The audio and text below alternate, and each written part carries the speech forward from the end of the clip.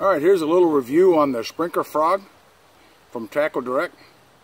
What I did is I tweaked the hooks. And you can see on the body, here on the hook, when you get them, they're along the side. Okay? So I bent them up to improve the hook ratio, where the hooks are up on top of the body. But you have to be extremely careful. If you bend them too quickly, you could break these hooks. So I bent them slowly. And here's a brand new one. What will happen after a period of time, the weight will fall out of the Sprinker frog. And I'm going to do is take the body out so you can see where the weight would be. You can see it's gone. Okay? But don't worry about that weight. You can still wind it slowly and it will still spin the tail. Will still spin.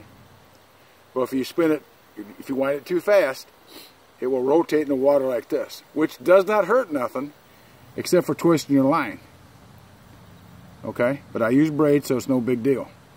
But if you wind it slowly, what it did by taking that weight out of it, it's still heavy enough to cast at great distance, because I got 65-pound braid and I can throw quite a ways. But it made the body softer. And that was a big key after it fell out. My hook ratio increased dramatically because the weight is no longer there to interfere with the hook ratio. But I bent the hooks up. That improved it dramatically. The weight falling out. Actually, I'm going to take the weight out of this brand new one. I just requested some from Tackle Direct, and I will be removing the weights from those frogs also. But you don't have to worry about it. Eventually it'll fall out.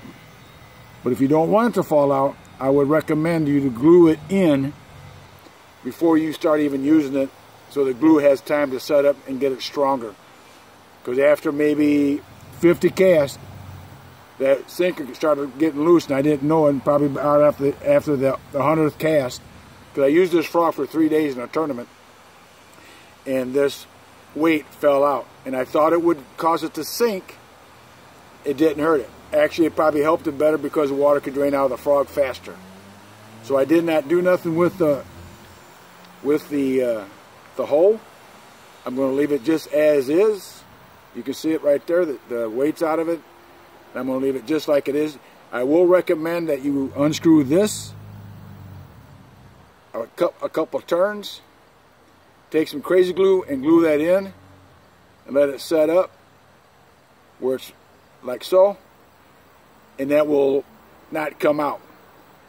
But right now it's loose, but this has been 3 hard days fishing with this frog. I was using this 90% of the time. So, just give you guys a heads up from Moneymaker Lures on the Sprinker frog. I like it. I got some requests in to get some more. And this is the color that I was throwing. And it worked extremely well. Alright, thanks.